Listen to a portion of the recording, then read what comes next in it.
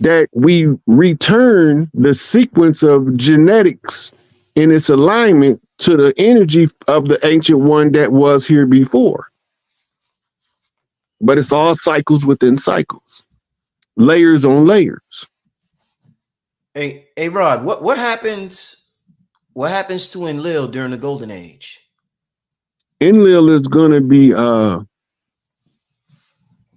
they're gonna do him bad. Apparently, they're gonna let him decay. That means they're gonna lock him into a human body that once he decay, he fade away. He don't exist no more. It's a ruthless form of punishment for the most worst of the eternal ones to turn them mortal. In their mortality, they can't restructure the spiritual matrix. That is like an energy. I don't even read them. I don't even read them like people. When I say Enlil, I'm talking about a frequency. Frequency, right. When I say Inky, I'm talking about a masculine earth frequency. Inky mean Earth Lord, right? But the owner of the earth is not a man. The owner of the earth is the women, right?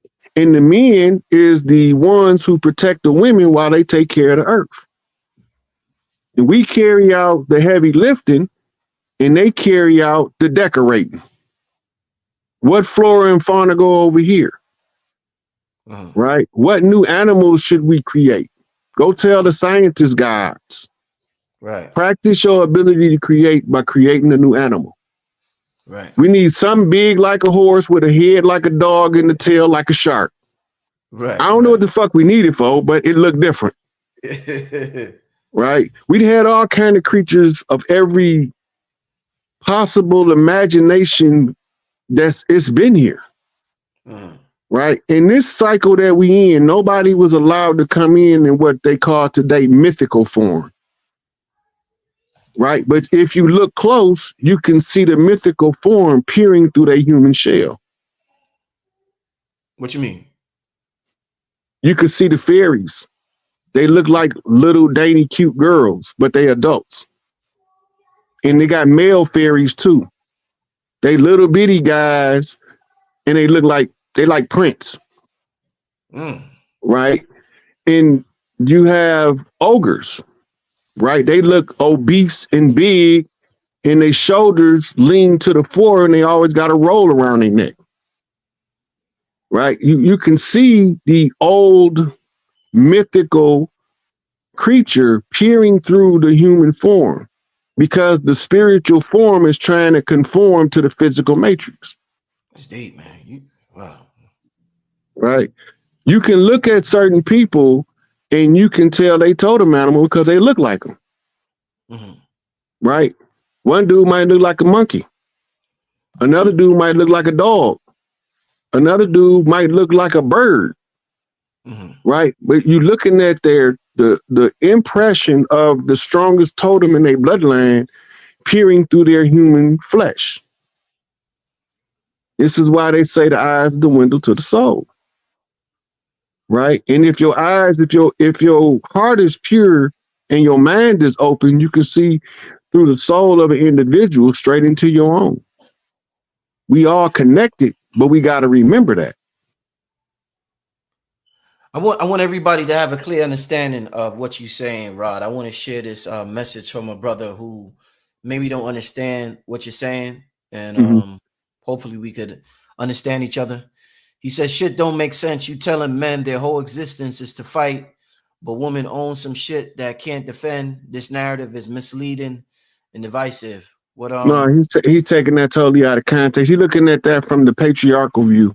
That's how patriarchally, this is how we taught to look at this dynamic of a matriarchy. Right? Women decided to bring men to Earth. It was a time we wasn't here. All of the Y chromosomes on the earth trace back like 36,000 years ago. Who the fuck was making babies before that? It had to be making some babies because it was people before that, but they was all female. Right? But we don't want to talk about that. The reality is we ain't just here to fight. We also here to be lovers. We fighting to make our war story into a love story. That's the real fight. right? That's the building of the self. That's the study to show thyself approved, right? You can't reap the rewards of heaven without doing the work. And the rewards of heaven is the acceptance of the women. Can you imagine a world that you walking around as a man and none of the women want you? You're going to be the maddest motherfucker out there. If you a man, you walking around on earth, all these women, and don't none of them want you. Because you ain't did nothing with yourself to make yourself of any value to anybody, including yourself. The spiritual aspect of the protecting the women is really for the men to do their shadow work so that you can be the best possible mate for the female that selects you, right? Because no matter what you think, you don't choose her, she choose you. You might think you choose her because she was walking a certain way and got your attention. You think she didn't know she was getting your attention when she walked that way? Right? They know, they got an instinct. And they know how to lure the men that's best for what they want to produce for the future. They make alliances. Every man can't be polygamous. Just like every man ain't meant to be monogamous. You got levels to this shit. Right? If he think that, that all we supposed to do is go out and have war, then he's got it all mixed up. It's a symbiosis. It's one hand washes the other. We do one thing, they do a different thing, but the value is the same if you balance, right? So we as men, we do the heavy lifting because we was made to lift heavier weight. That's why our muscle and bone density is greater. It don't mean she can't lift nothing heavy. I know some women that can outlift most of these dudes, but that's not what we mean. We mean gender roles. We mean divine masculine meets divine feminine. And then they do this celestial dance in the universe in their heart. This is what we're talking about, right? The labor. Women work in the matriarchy just like men work. It's just that they decide how a different way of work might be more suitable. Some of them want to work on the farm, while other ones want to work in the city. Right? But under the patriarchy, women just started working 75, 80 years ago because of World War II. Before that, it wasn't no motherfucking Susie the Builder. They was out there, but the patriarchy didn't respect that shit. In the matriarchy, everybody get what they earn according to their output. The one who do the most work is gonna get the greatest reward because he earned it, not because he better than nobody. Ain't no big eyes and no little U's in the matriarchy. Big mama say don't take sides in other people's bullshit. But we always got our nose taking sides in other folks' bullshit and wonder why shit be fucked up all the time. We got to get back to where we understand that by being in a certain frequency, we can help more people by not pouring shit on top of motherfucking flowers. The shit go under the flower. The flower blossom from the shit, but you ain't supposed to put the shit on top of the flower because you smother the flower with shit, right? So people be into the game of life without following no rules and think they should win. They don't do no self-improvement, but they want all the shit that the people that improve they self earned. That's some babbling idiot shit to me. Right? But it falls back to the load is heaviest for the strongest because he can take the most weight.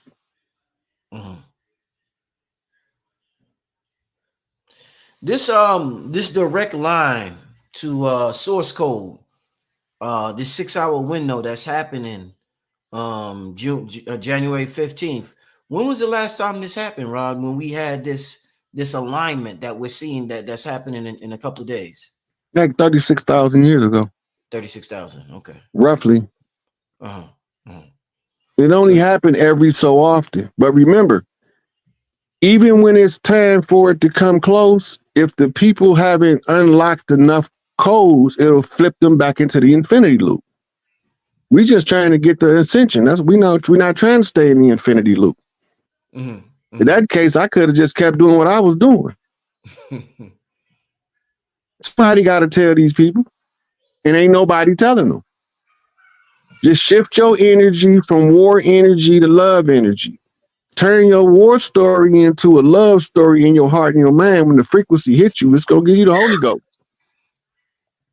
Yo, the dude, I was watching a video. The dude was saying that that the power that's going to be generated during this window, during this time, is more powerful than any force in all the galaxies, all the universes. It's the most powerful force that's going to be produced. It's the source code. Yeah. It's the source code.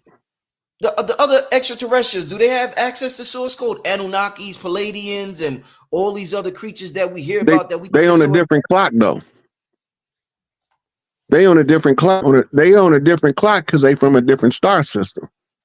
Okay. When they from a different star system, they align to when the center of the universe line up to their star system or planet. Right? And the same way you have the 100 monkey effect, right? If all of the humans decide there's an advantageous, or if a certain amount of them decide there's a advantageous survival mechanism that we could all benefit from, the 100 monkey effect will feed it to the great egregore or universal mind or the collective unconscious of the people. And we need the women because they are literally synced to the earth through mitochondria, and they sponsor us through mitochondria. Right. And they're going to get source code data upgrades before the men because they have to feed them through them to us. Right. Because they are the ones who's filtering this source code through the earth. So the more sisters be in that gratitude, love energy. If it was up to me, I'd tell every female in America and around the world, Monday spa day. Oh, Monday spa day? Monday spa day. All of them. Every last one of them. Monday is spa day. Go, relax, let your hair down, sit in the hot tub, jacuzzi, get a massage. You know what I'm saying? Whatever you do on spa day, get your fingernails done, primp your hair, go put your weave in, whatever. Whatever make you feel the greatest feminine feeling in your heart, that's what you should be doing when these source codes come in. Because that's how you gonna catch them and hold them the greatest. That'd be if it was up to me. But you know, people tend to be thinking that people that say stuff like that, oh, he a cult leader. Nope. That's why I don't be at nobody gatherings. They can't say I had nobody meet me nowhere. If a motherfucker say I did something to them, I guarantee you they came where I'm at. Oh man. You understand what I'm saying? Yeah. I'm not, my circle is so goddamn small. I move like a team, but it's just me. It's just me. In the cave of the ancient. I'm just giving y'all shit that I've been knowing for fucking 25 years. Trying to help the people teach each other to get caught up and see the enemy for what it is. The enemy is really a frequency. And the source code is our opportunity to alter the frequency to flip out of the infinity loop. Right. And the first antennas is going to be the females. And then we're going to all have this better reality than we have now because this one is defunct. It's over with. It's just all a shell being played out in a masquerade in order to keep the people behind schedule. It's not working. They waking up fast as hell. The brothers want to know, what should men do? What should the men do? The men should be shifting their energy from the wartime fight energy to like industrious energy, thinking energy, reading books, focusing on your intellectual development and your spiritual development. If you focus on that and you got a woman that's in her femininity, y'all will be able to cycle the energy between each other faster. For the ones who single, your energy is going to come from your mothers and your sister. Your mother is the one who attracts your female through your heart chakra. Some deep shit. You say your mama attracts your female through your heart chakra? Yeah. And the rule is, if this is where the Oedipus complex come from.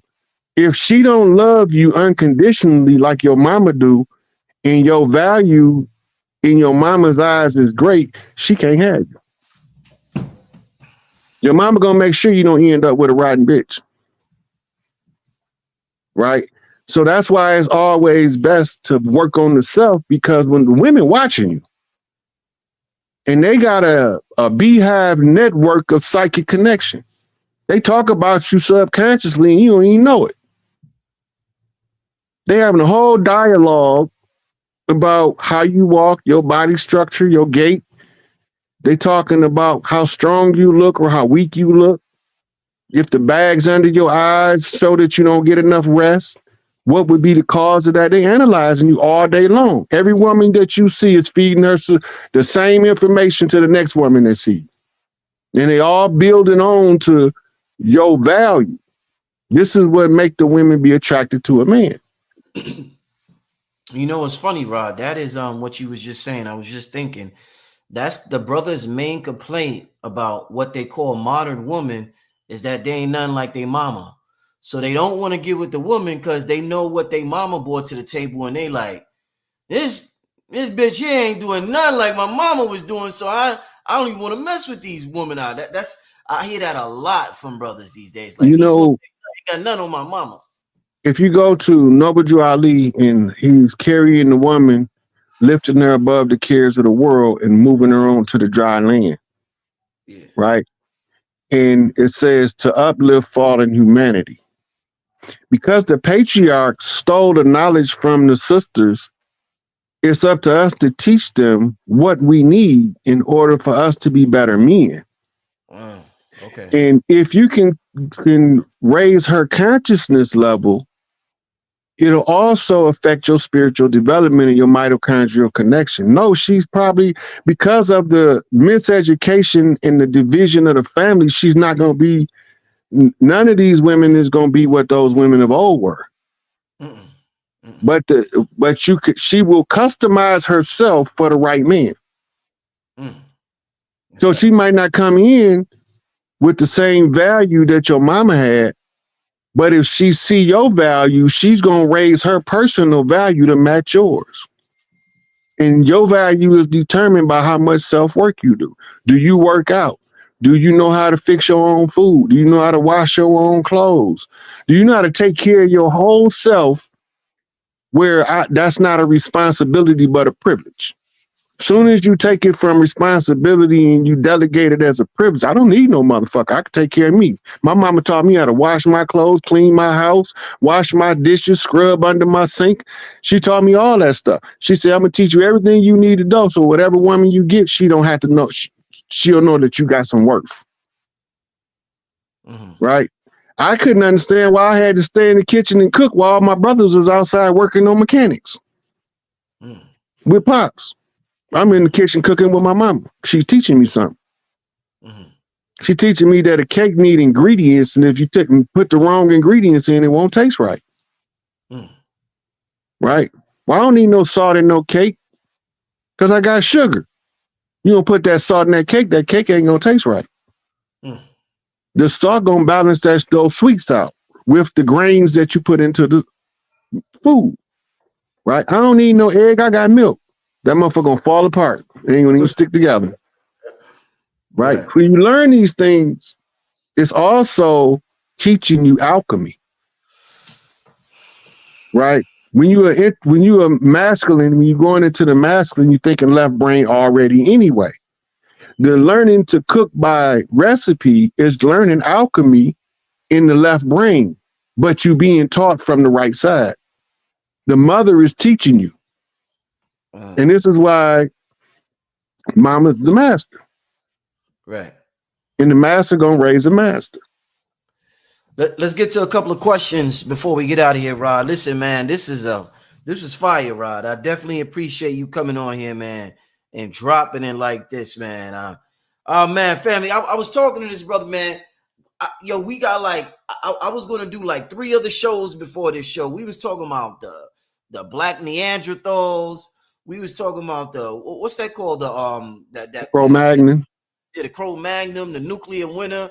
Rod was breaking out all types of shit to me on the phone, and then right before we hung up, he brought this up, and I'm like, yo, Rod, we gotta talk about this.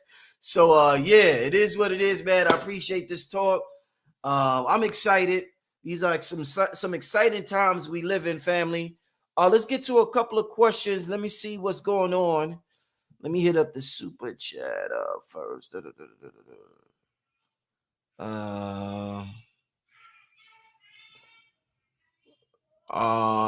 These are more okay.